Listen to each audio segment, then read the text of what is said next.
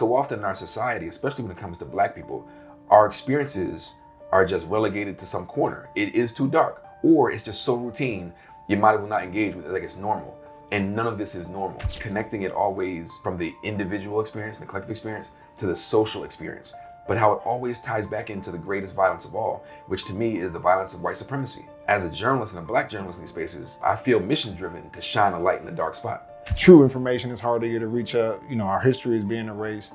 We won't understand it until it's too late, or we'll tire ourselves out before the game really begins. We're not devoting our lives to be activists, but we do have a role, as role models and a platform to do something. And I think one of the things that we found to be very useful was to place ourselves as conveners. Use all of the attention that we get to put pressure on, those who are in power. People are dying on the streets, and those still living want to know, where is the help from the government? So many people struggled and felt like they were left to die. Trymaine Lee is the author of 1,000 Ways to Die, the true cost of violence on Black life in America. The last moments of people's lives, the violence that people experience, it all came crashing down on me one day with a heart attack. We, more than ever, we need our intellectuals, we need our artists, we need everybody in collective community. I don't want to do anything that's not challenging.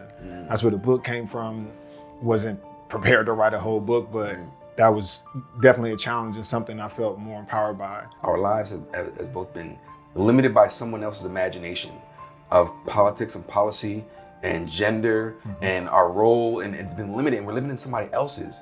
But could you imagine if we had the opportunity to experience life in our own imaginations, but also as men? And what does manhood look like? Are we in position to protect our families? Cool. What's going on, brother? First, how you feeling? Yeah, man? I'm doing good, man. Doing good. I appreciate, for one, the book. That was awesome. Thank you. That's one of the things I'm curious about, in particular, the subject matter. Why it's important to do that work, and the reason I said thank you is because I understand that stuff is heavy. Like, it's a heavy subject to digest consistently. Yeah. But I feel like it's one that we can start to see now in society, that we're like forgetting about the pain, and there's a real movement to erase truth and history and all of those things. So being able to see a book where all of the names, not all of, but a lot of the names that we've forgotten to repeat or have mounded up, to be able to see them one by one, digest the story, and kind of have that remembrance, I think is an important exercise. But that's your lane. It's not just, you're not just visiting that, as an act of remembrance. Why do you feel like that's important, and why are you drawn to that particular, method of storytelling? I think in the big picture, I think back to Arturo Schomburg, who was a great Black scholar, not trained scholar, but he became a scholar. And I heard a story that when he was just a boy, he's a Black Puerto Rican, and one of his teachers said, Black people have no culture and no heritage, no history. And so he later moves to New York around the Harlem Renaissance. He's working for the Postal Service, but he's collecting art and books and ephemera. And so the greats of the day, Langston Hughes and all that, were going to his house to study from his collection, and his collection is getting bigger and bigger. And what he said is the reason why he was so focused on collecting all of that, because he wanted to find convincing evidences of our culture and our history. And so in some ways, I want to do the same, like convincing evidences that ain't nothing wrong with us. And if you want to understand what's wrong with us, let's look at the machinery around us. But especially when it comes to violence, we are not the worst thing that has happened to us. We are not what society has heaped upon us, right? Even though we have to carry that, I want to remind people that it's not you, it's the system. Now that doesn't mean people can't be held accountable, right? But I feel like all the violence, especially, is a response to our experience here. And so one way or the other, and I hate to use the word humanity, but I want to make sure that people's humanity is recognized and respected, despite the violence they experience and despite where it's coming from. Yeah. Do you feel like at some point it becomes like too negative? Like we focus too much on the pain, the trauma. Like you even talk about it in the book. Just how even the media starts to feed off of that, and people benefit off of our trauma and replaying it over and over and over again. how do you balance those dynamics? I don't think it's like too negative. Yeah. But sometimes the weight can be so heavy, it may be hard for people. People might not be in position to fully carry it. Mm-hmm. In an ideal world, what I hope happens is people can see the weight of that trauma in our experiences and begin to name it for what it is and break it down. So often in our society, especially when it comes to Black people, our experiences are just relegated to some corner. It is too dark, or it's just so routine, you might as well not engage with it like it's normal. And none of this is normal, right? And none of this was born from us. Right. And so for me, it's like connecting it always from the individual experience, the collective experience, to the social experience, but how it always ties back into the greatest violence of all, which to me is the violence of white supremacy. And that's the violence that, is required before you get to any of the other forms of violence. And so as a journalist and a Black journalist in these spaces, I feel mission driven to shine a light in a dark spot. And sometimes it's really dark. Mm-hmm. And sometimes you got the candle. Sometimes you got the floodlight. Sometimes it's like, man, you lifting up all the torches and we're going to see this. And everybody's going to have to bear a little piece of this. If she has to carry some of that, so do you, Mr. White man, who is not from this universe, right? And so do you, ma'am, who is enjoying your privilege, but a mile away, this is how we're experiencing it.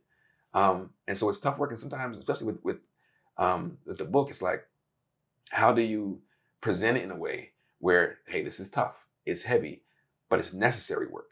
It has been tricky. Yeah, even doing things in nuance. Like one of the things I found as trying to write my own story was, I'm like, everybody's watched every game that I've played. My whole career has been televised. How do you retell something that has already been shown over and over and over again? And I think that's one of the things, even approaching your book, as soon as I started seeing, okay, gun violence, is like, okay, if anybody who's been tapped in and is following this stuff at all, it's like, we are ad nauseum, with digesting these things, but being able to present it, I think, in a nuanced way where you're even tracking less about the interpersonal relationship to gun violence and just more of the gun and following the history of this item and how it's affected us as human beings. I thought was really, really crucial to how we have conversations and how to digest and reapproach issues that have been around, way longer than our kind of understanding.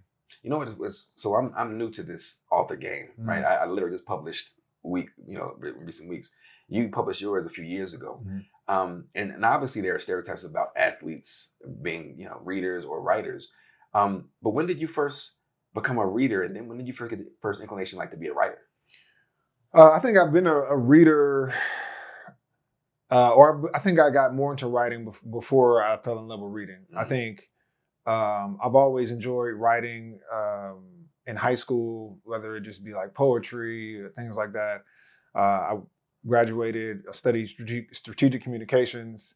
So just understanding brands, my voice, speaking. I've written op-eds, all those things. So writing is probably my most natural medium. Reading, though, is one of those things that once I realized that language is oftentimes the barrier between understanding between people. It's really not the expertise. It's do you know the language of this field? And so reading is where I found the language to speak to in multiple rooms. And once I realized, you go into these rooms, you're talking to politicians, you're talking to team owners, and they're not more knowledgeable than you. They just have a different language to talk above you, essentially. So reading became something that empowered me in these different spaces. And then but what I oftentimes didn't do was make my own decision about the things that I've read or the things that I've experienced. And so after retiring, just having to answer the question to myself, okay, what did those 13 years actually even mean? You put in all of this work, sacrifice all of this, you got the accolades, you got 2 Super Bowls, et but what does that now even mean moving forward? I was probably 35, 36, right? And then that's when a book, I was like, okay, it's too big for a tweet, it's too big for Instagram, it's too big for an interview, all of the mediums that I've had at my disposal. It's like, oh, only a book will let this breathe correctly. And in doing that, I had to also go through the exercise of understanding my own story, understanding the characters and the influences, those key points, and what it even meant to myself. And so it was really like a live exercise, right? With the introspection first, Yeah. and then a book just seemed like the most apt vehicle for that. To live in. And and I think and as an example too, specifically a book, because that's where I want people to go find my story. And I think it's important for people like me, entertainers, athletes, to understand like there's power in reading. There's also power in writing your own story. And then the fact that I had to write it myself was, I think, an unexpected, plus really to that project. A lot of people, especially celebrities or super busy, wealthy people, Yeah, they just have somebody, they just pay somebody else to write it. yeah, that's what I mean. That's what I thought I was doing at first. You get some notes and then take care of it. We do a couple of interviews, and really that fell out. It didn't speak the way I wanted it to, and I had to literally write it. But I think that process, helped me appreciate the story more, helped me attach to it more.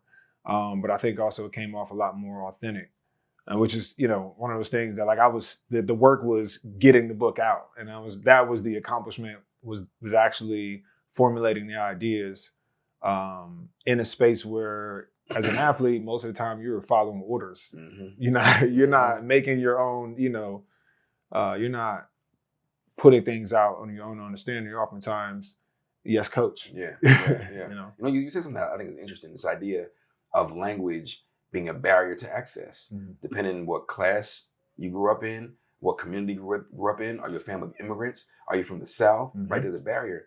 But I often think about the idea of language and being the descendants of enslaved people in this country and colonized people in this country, not having a language that actually suits our spirits, right? I think sometimes that, like, even in the sense of, say, God, we're praying to someone else's imagination of what God is, right? So sometimes you see what I call Norwegian Jesus. You got the whitest of the white Jesus, right? That ain't Jesus. But also when we're using the language to try to describe our feelings or describe how we experience the world, we don't actually have the language that's tailored to us, and how that could be a barrier to clarity, a barrier to fully understanding our place in this world. But that idea of language as a barrier or like a liberator. Yeah, I think I would say we don't, but I think we do. We've recreated a language, right? We talk between the lines, whether it's in our hair, our music, our cornrows, all of that stuff is the language that we speak. It's in our art. And I think a lot of the times we don't value that for what it is, right? Like even the Black church was never truly just about Jesus. It was like, hey, this is our meeting place. They tried to rip the pages out, but we were filling in the blanks about revolution. Exactly, right? The language we use, even the understanding of the Bible, they'll let us read this. Okay, as soon as we understand this, we can use it for our liberation. Like this doesn't say what you're saying, right? And I think, to me, we're at a time when there are attacks on that history, that language. More than ever, the arts, writers become more and more important, because that is where we speak a language that everybody still hasn't caught on to yet. We can still talk in code in a time where information is hard. True information is harder to reach up. Our history is being erased, and so I do think there has been a deficit, because we are trying to articulate ourselves in a system and a language that's not built for us. But at the same time, we're here and we've created otherwise. And I think what I'm afraid of is us forgetting the between the lines. Right. And then I think one of the things I've learned more recently than not, and I credit the homie Nicole Hannah-Jones and, 1619 Project in the process. It's like, we have a rightful claim to so much of this, to your point, that we took scraps and made something delicious. We made a way where there was no way, from language and food, certainly music, politics, culture. But then it begs that question of, can we rebuild the house with master's tools, right? Like, are we forever bound to having to remix? Is there an imagination big enough? Because again, we're existing in someone else's imagination of all kinds of stuff. Can we summon an even bigger imagination? Because what we've been able to create out of no way is pretty astounding. But is there one where we can be as fully realized on our own, or do we have to still take the tools of master and tinker with it? Well, I think we still, I think we can go back to a Garvey and we think about a worldwide united people. I think that's still on the table. Mhm. But I think, you zoom in more to the African American experience, being here in this country and participating in this, democracy and capitalist system. It's like you have to play the game to survive. Yeah. But I think what's important even right now is going back and understanding, like, if it's a playbook. Like right now, I hear the conversations happening, like we don't have a playbook or a reference of like how to deal with what we're dealing with. But we do. If you go back and look at when our ancestors had less, with more hostile environment, they were using the tools that were available. They were creating organizations. All of the things that are like just relics now. I'm a member of Omega Psi Phi fraternity. All of these fraternities, sororities, social clubs weren't just social clubs. They were, integral. Like these were us aligning, getting together, doing business together. These were pipelines. Mhm. And I think it's time to like wake up some of those things that were used in war times. Then that now are kind of just there. It's going back to like, what were those tools? What were they doing in order to survive their environment?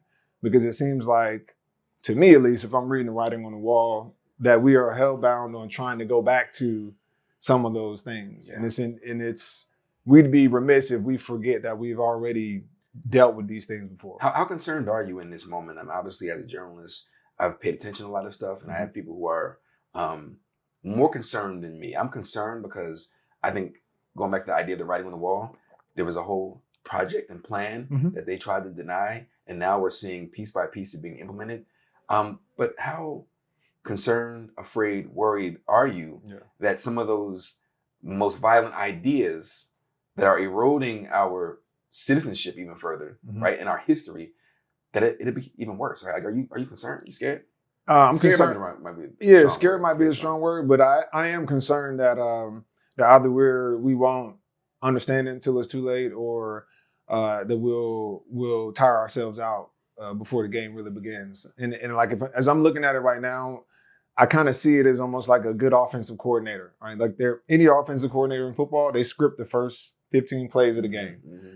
And it's oftentimes a lot of shifts, motions. They throwing everything at you just to test you, see what you're ready for, what you're not ready for, where they can get room. Mm-hmm. And that's what I see out of this first, not even a year, this administration, like 8, 9 months, is shifts, motions. It's seeing where we can make action happen. But the game really hadn't started. And I think if we try to stop all of these small things, you're going to make mistakes. You're going to get tired.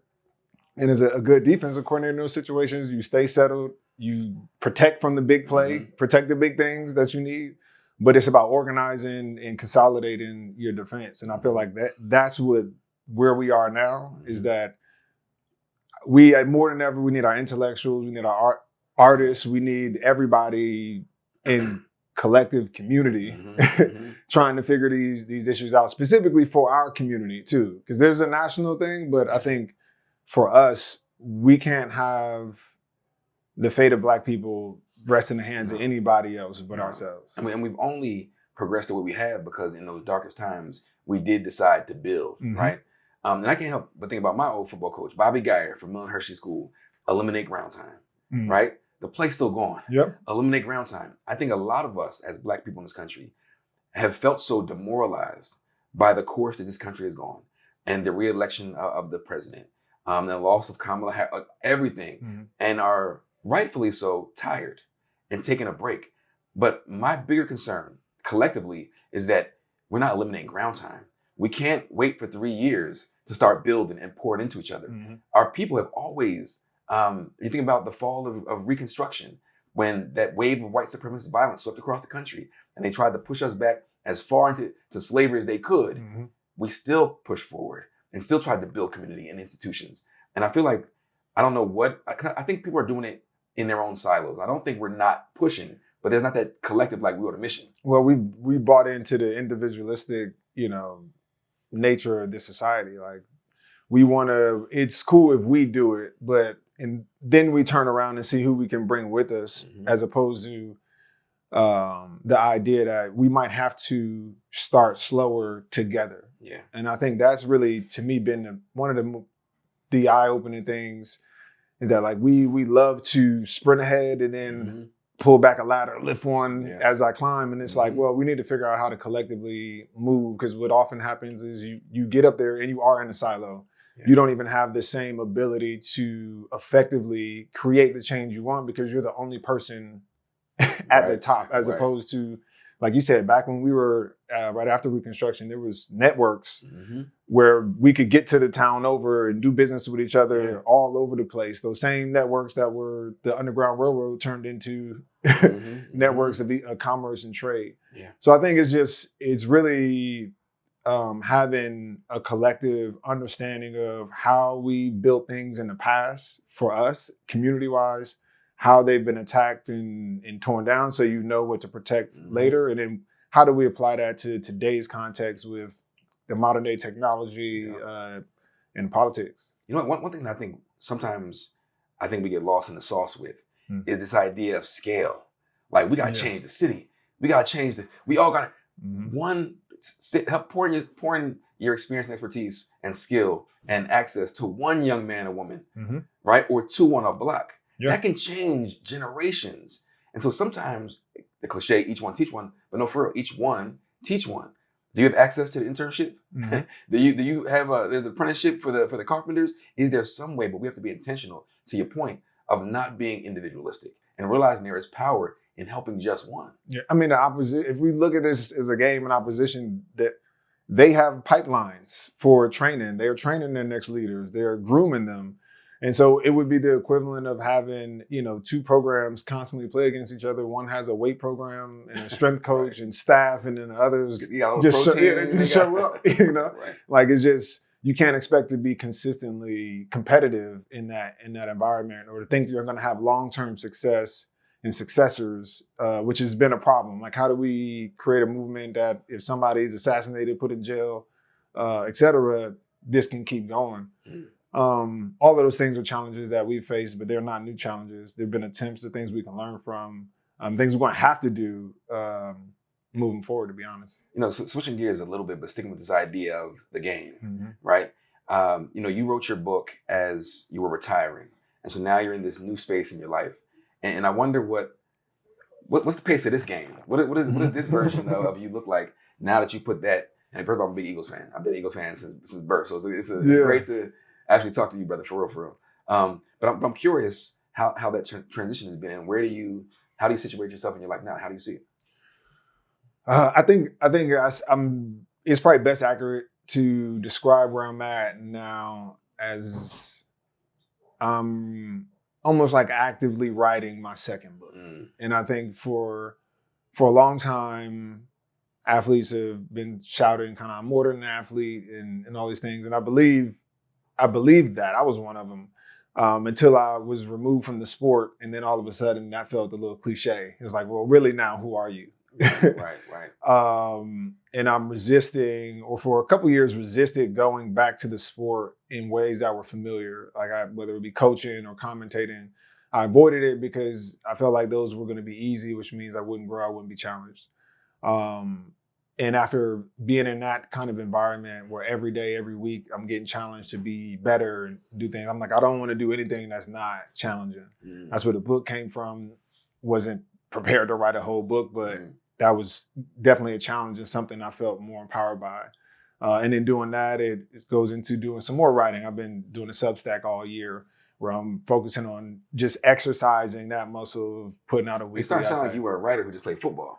Well, I'm really just a thinker. And for me, it's like, how do I make all of the things that I'm interested to make sense? And that was really, I learned a lot in writing that book, because I understood now from a story standpoint of what I want to tell you. But if I just come out and tell you, it's not going to be interesting. So I've got to figure out how to braid, my life story, these football narratives, and kind of what I want to say in a way that you can understand. And now I'm doing that also with life. So there's the football stuff that people are familiar with, but I'm taking them down the road of art, because I want people to understand the importance of art in our narrative. But if I talk to you in a way that you're unfamiliar with, you won't understand it. So I'm finding ways to weave that and use art through photography, writing as a way to expose people to this different language in a way that's familiar, while still expanding my, my own like market share in those spaces. So how I spend my time is what I'm putting out, which I feel like is important for people in my position that have a platform, got some money, and have got coming from an ecosystem that can really put that into work. Like, what does that look like? And so it's like actively living out kind of that next chapter. Yeah, that's amazing, man. You know, I was thinking about this watching football the other day, and I don't like to watch. I watch the Eagles. I watch the NFC East, and I watch Commanders. I watch the Giants. I watch Cowboys. But there was a moment in silence, and this is landmine territory we're about to walk into here. But there was a moment of silence for the slain right-wing activist Charlie Kirk, and I think certainly there are people who feel connected to him and his movement and what he stood for, who do feel like they were robbed of a hero and a lion. There are many, many people who feel the exact opposite based on his own words and his own belief system that he was proud to project, right? Black people, women, people who are considered liberal, trans, gay, all those folks.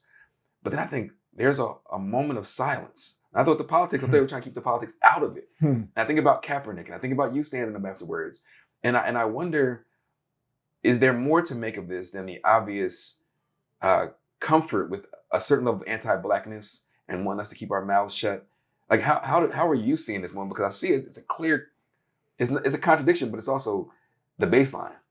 Yeah, well, I think we should never look to the NFL for our kind of like, right, they're the worst barometer. They're not our moral barometer, right? Yeah. So I think if we put it in the context of that they're a business, they respond to the fans, right? Like Ray Rice, for instance, and this is like the best example is Ray Rice, his first suspension when everybody knew and he told and admitted that he punched his wife was like a 2-game suspension, somewhere 2 or 3 games. It wasn't until we saw the video and then everybody responded really loudly that they were suspended for the whole year. So all the things you'll see from the National Football League really come down to what is the public court of opinion saying. This line seems pretty far though. Even by those standards, this seems like they're ticket holders.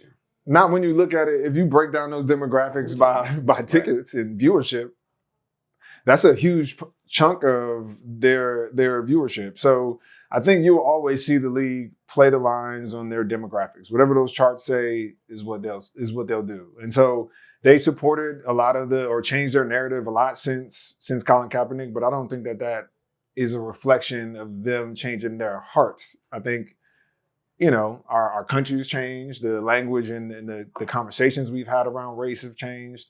And they've at one point looked like they were getting better and it's come back full circle to be pretty divisive. But I wasn't surprised to see that from them. I think the more we get caught up in the symbolism of it all, the more we stop paying attention to the stuff that actually like matters. And I think that's where a lot of times we get caught up in is these small things. And it's like, and if they didn't do the moment of silence, right, how are we any better? Well, and then the reality is after all the momentum we saw after George Floyd was murdered, and you saw this global movement, you had all these corporations who made all these promises and reneged on most of those promises. Just as fast. But every single year, and I don't know about 2024, but we were setting new records for the number of people that police killed in America. Consecutive years. And so while we were, folks were very excited about the movement, and before it all crumbled, business as usual, they were increasing business. And I think that's the part to your point of like, taking our eye off the prize. Yeah, it's like what really matters. And like we're attempting, these are all trial and error. So it's not critiquing our efforts, but when you go back and look at it, it's like, like you said, we got the symbolism that we want. Okay, you're putting money here, you're putting up speakers, you're giving us all the things that we want to see, but the thing that we're shouting about, police brutality, is actually on the rise. We're doing the opposite of what we actually want to do, but we feel better. And it's like, okay, no, we need to actually evaluate what is working and what's not, because oftentimes, too many times in history, that's been the case, that the symbol that we've gotten has been the pacifier, It's like soon as things get crazy, let's talk about Black capitalism, talk about Black entrepreneurship. We got billionaires now. Here's the Black list of He did billionaires. it. You can't do it. Look at it. You know, and I think we have to avoid the banana in the tailpipe oftentimes and keep our eyes on the statistics. And that's why storytelling is so important, because statistics can change, charts and all those things can lie depending on the year, but understanding somebody's story, the deficit of a family, of a community, that doesn't go away, right? The feeling that you have, you'll forget and I've been a journalist for 20 plus years, so I've written all the stories from the straight up and down news stories to the dramatic ones. And they'll always remember that story of the woman who took 4 buses to get a kid to school. Right. And at the heart of it, it's education matters to these families. And here's the opposition to that. They'll always remember when they can connect or they can see someone else's humanity.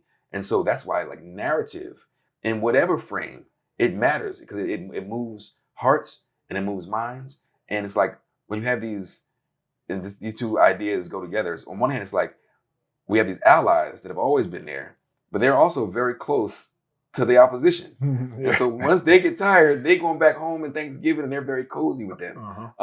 But I think the toughest mission has been, how do we continue, in a big way, continue to make sure that those who are primed or positioned to want to care and help, what do they understand about these moments? Because if you lose that, then you make no progress. I think that is where the institutions are important. It's not, I'm not looking at individuals, those, the elites of the Black world to save us as individuals, but I think they are the ones who should be investing in the institutions. And I even speak, I'm saying this even as myself, I consider myself in that kind of privileged class. And like, well, we're not thinking about education of our own. It's one thing to try to stop the bans of books, but if we're not purchasing those books and passing them out ourselves, then what are we really, talking about? So I think there's going to always be the defense of playing politics around us, but I think there's always has to be the offensive game of self-determination. And I think that's going to start from those of us that have the most privilege, feeling that it's an obligation to look out for all of us. I think it's more than just what I can do as an individual. I feel like we can do more things collectively in going out of our way to build those, collections. I think going out of your way as Black people to look out for one another is the highest act of love that there is. And the one thing you mentioned there is, like, especially in America, it's real easy to get really comfortable because you get some bread and now you're like insulated from all the mess. Yep. You're living nice and clean. And once you get in some of those rooms, you're like, man, this is delicious. What are you saying now, Martin? The catfish is delicious. Right, Barnell? Why you tell me how good the cheese was? And this is delicious. But it's wild. I went to South Africa a couple years ago, me and my family. One of my best friends is out there. And so to see the townships in Johannesburg, right? Stretching miles of these dilapidated tin roof communities where it's rough, it's hard in there, it's hard to live in there. And then go to see the other side, whether they're white or Black people who got money, you're behind these tall fences with barbed wire. And you can see sometimes there's a literal wall between the township and the money. And it made me think about America and the idea that the only thing standing between the people and revolution, or the people and dismantling some of the machine, it's the Black upper and middle class who are comfortable, who will go out and say, all right, y'all, calm down now.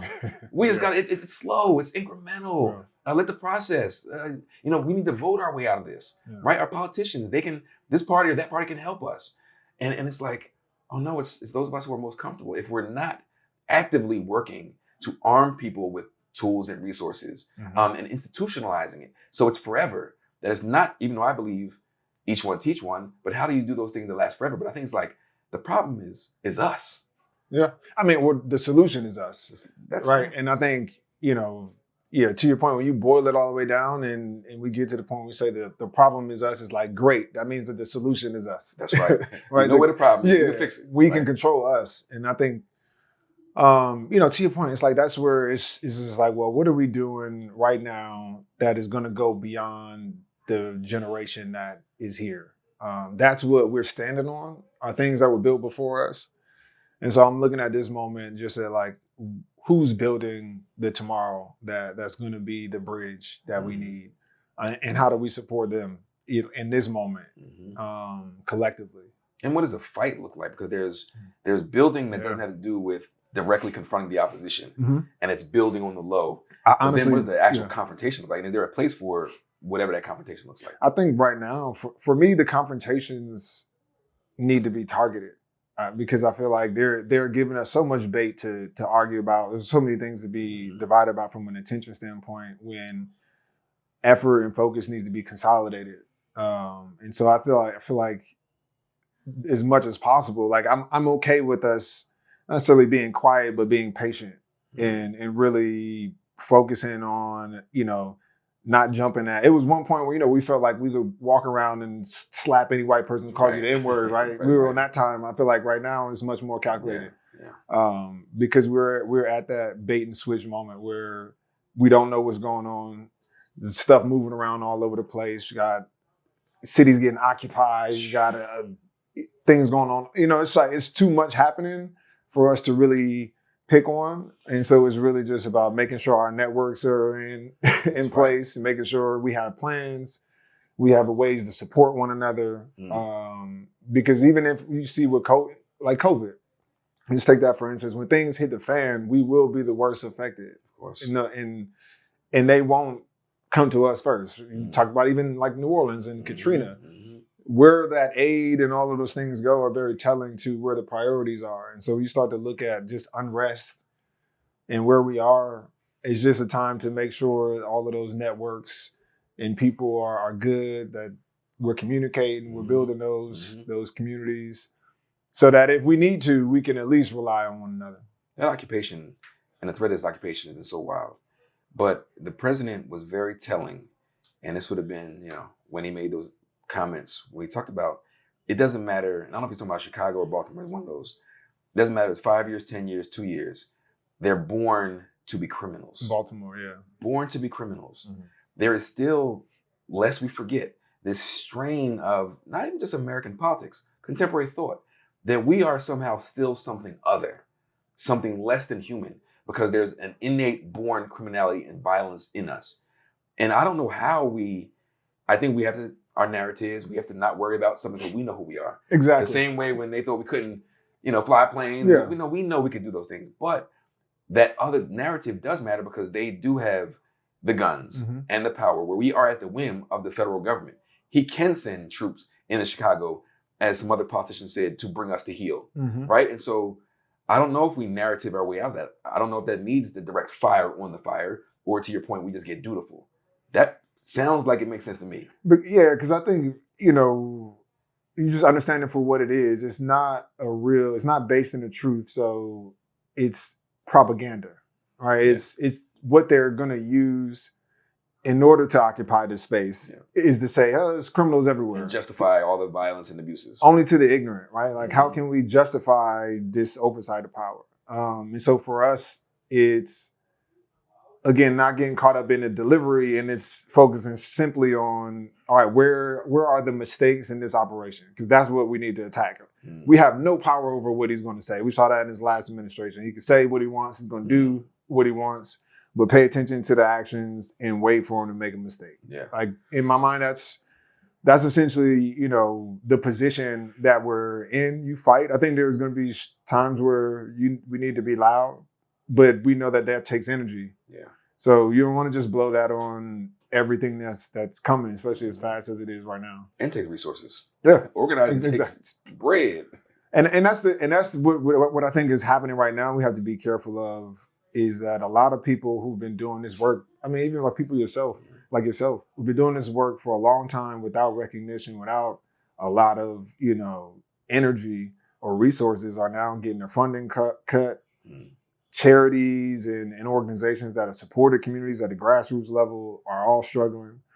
So there's going to be a need for us to be creative in how we support one another, because it's not just what's coming down the road in this administration and what's to come. It's like what's happening really right now on a grassroots level.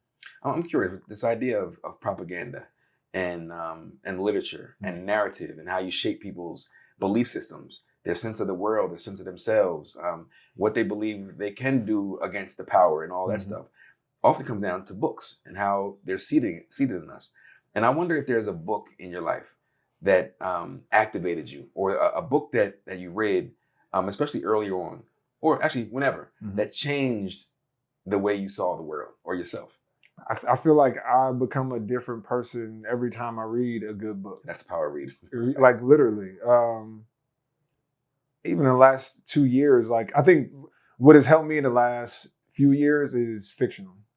Like I think so many times, you know, we're in nonfiction, we're in self-help, we're like in reality that we don't focus enough on our imagination, creating new, that's why I like art. But Standing at the Scratch Line I read this year, and I was like, not familiar with that one. Guy Johnson. Yeah. Is the best book I've read. Wow. And especially for this like moment, talking about Black men, family, and kind of like legacy, Standing at the Scratch Line. And then he followed it up with Whispers of a Distant Summer. Phenomenal book. And I it's gotta check this guy out. Yeah. Literally this guy. Right, yeah. I mean, but to me, that book really changed what I thought about when it came to like what it means to be the man of the family, or just masculinity and legacy and building things to pass it down.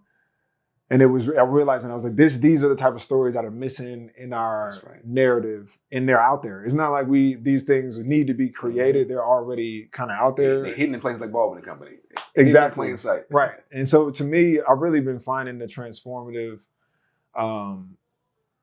power of books when you get to the right books. Yeah. And books that speak to what's happening to you, that speak to your imagination, that wake something up in you. And so even like for Christmas now, I'm like, I don't even send gifts or send books. That's right. You know, when you talk about imagination, that's like my favorite word for a while now, this idea of imagination. Because our lives have both been limited by someone else's imagination of politics and policy and gender and our role, and it's been limited, and we're living in somebody else's. But could you imagine if we had the opportunity to experience life in our own imaginations, but also as men? And what does manhood look like? In a manhood that is so skewed from our experiences being here. And I think part of the issue that we as Black men have is the question of like, are we in position to protect our families, right? In position to protect ourselves? The pressure of knowing that if we are hobbled, there goes the family, and what that does to us, right? And not being able to even point to the thing and understanding that strain that it's having on us. Yeah. And if like so many brothers, I'm fortunate to have homeboys who are like my family, my brothers, so we can be honest and vulnerable with each other. Yeah. But when you don't have anyone that you can excellent, like, man, I'm going through this. Yeah. And I need some help. I think we need to find more access points for that. We got to change the language.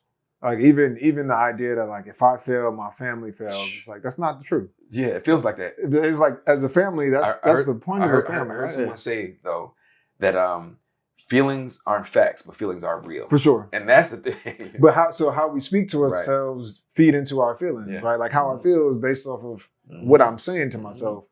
And I think we oftentimes we got to stop prescribing to a family structure that or ideas about manhood. Well, that's the imagination that we're locked into someone. That's not our conception of what that manhood and masculinity and fatherhood is. Right.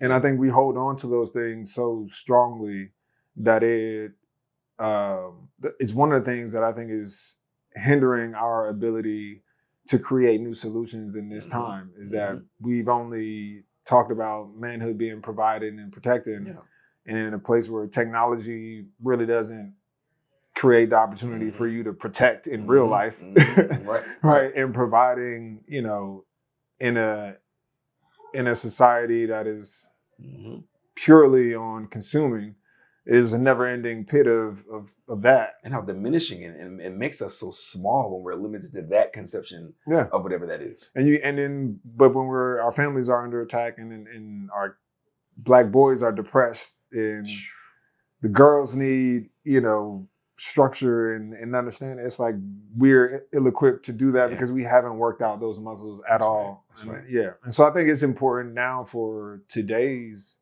men to have these conversations out loud, to challenge the language around how we think about masculinity, and not just about like soft and hard, but more from a dynamic standpoint, being able to be ready for like the moment and feeling ready to be free in a moment to experience your full self. Which reminds me of my new favorite book probably is James, Personal Effort. It's been out for a couple of years now. Won the Pulitzer Prize. Have you read James? I got to check it out. Have you heard of it? Mm-mm. Also, so Huckleberry Finn had back in the day, his black best friend was called Nigger Jim. Have you heard of it? Yo, go back and read Huckleberry Finn. Little white boy and his best friend is old Nigger Jim. And that was, and this was their attempt at like best friends, adding some humanity to Jim, because he was one-dimensional. But he was always there on these adventures with Huckleberry Finn. And his name was Nigger Jim. Everybody knew him for Nigger Jim. James is, put some respect on my name, it's James. So it's a reimagining of Nigger Jim as James. And it gets into the interiority of a black man in that moment, right? Where some people are still enslaved, right? And you got the white boy and how he's manipulating, like to your point earlier, using the tools at your behest and using things as they are to figure out a way to make their way out. But the idea that it's James. Not Nigger Jim. Not Nigger Jim. I love that, but it also helps, feed that idea of like owning your own sense of manhood and what that means, and not letting anyone else project onto you their falsities and fallacies of manhood onto you. I think it's, bruh, get that one. Like, why you in here? Yeah, that's James, it. it's Percival Everett again. He's the one who wrote American Fiction. So the movie this guy is brilliant. Yeah. But that's like my new favorite book, man. James. Is the counter to like an Uncle Tom's Cabin. Exactly. Where it's like, because as we were talking about earlier, it's like, we always knew we were more. We always knew we were not furniture. We always knew we were not animals. To this day, we know we are not something other than fully human. Some of them actually believe that we're something other. And that's the scary part. Some of them is convenient. That's what I think. Some really believe that. We don't talk about that enough. It's like, honestly, I don't think we've known like all the time. We knew that, and then I think we underestimate how deep the brainwashing has been. Like when I go back and listen to like Malcolm or Martin, you just think about what they're doing and what would compel me to do that in today's moment, right? It's like, what would have to be happening today for me to stand on a podium, to go from street corner to street corner, professing that what we need to do all the way up to frantically trying to convince Black people to wake up and take it upon themselves to not depend on these environments. This is a fallacy, it's a trick. It's like, where does that passion show up now, and how do we get back to that? Is really, because that's for them to listen, but it's also for us. That's most important for us. How relevant is that plea still, today? And we like to think that those things are so far detached. And it's like, no, his father killed by the Klan. Right. And then like we're his so daughters close to this are thing. walking around amongst us now. Exactly. But the idea that's always wild to me is how wild is not wild because I understand where we are, but how dangerous those words were. Right? Exactly. And also not just Malcolm X, who's become the poster child for the militant Black man. That's my all hail Malcolm. But Martin Luther King was the most hated and reviled because they could discount Malcolm as some sort of something else. But that was dangerous. And it's still dangerous because the idea for advocating on behalf of your people, and even taking color aside, race aside, the fullness of the citizenship, demanding what you promised to citizens. Right. And aren't we citizens? That's still dangerous. You're taking our tax dollars. So Come at this on. point, Come on. I want it all. Come on, all of it. I need all of that. But we still have to fight. We still have to continue to fight to because it hasn't been fully realized. Right. We at best is a conditional kind of citizenship that we've experienced in this country and continue to. But like demanding equal rights is they're trying to take slavery out of the African American Museum. Come on, it's always been dangerous. Like, I think there's a quadrant of this society whose biggest fear is free Black people. We know that's been the case, but I think it still shocks people that that's a very real fear of them. And so that's why I'm always like, okay, so the last time white people did these things, what were our ancestors doing? When they weren't allowing you to read and trying to take your books, what did we need to do? Right? That's what needs to be happening right now. If there's not a book club called the Underground Book Club, the Underground Book Club, you're right. We have to be, even if takes being clandestine Yeah. and dutiful and on the low. We Mhm. cannot wait for the dust to clear for us to be stronger, more empowered, and more connected. Yeah, I mean, and the playbooks are there. And the best thing about it is that it's in our oral history. We've never had to rely simply on the machines at our disposal. But I also think it's in the literature in places like Baldwin and Company. Mhm, Like mhm. there are folks that are doing it, and we need to recognize them, lift them up, support them, and make sure that we don't lose these institutions essentially Mhm. that will pipeline That's right. the talent right. that we need. Yeah. And even when it feels, and I'm one again who explores the darkest parts, and I think I have a good understanding of what this country is, and what's been heaped upon us. But there are so many people all across this country in places like Baldwin Company and places that don't have brick and mortars who are educating young people, who are empowering people, who are literally protecting people in places like Detroit, Yeah. New Era, and those guys especially, who are out there protecting the sisters as they're trying to get their gas, who are standing up to police, but also arming us with the tools that are harder to attack, right? Literacy among our young people, getting us healthy, right? Physically healthy, so we can process what we're putting in our brains. The fight continues. That's a good place to stop right there. There right? it is. Continue, Yeah. right? I feel like we need the underground book club. For sure. That Yo, yeah, we will. let's do that. I'm with it That's because we're gonna need it. in the I same promise you. concept of, don't worry about any of that. Let's get busy over here. Yeah, here. Don't worry about it. We got the books in the storage unit. Yeah. Done and done, man. You know?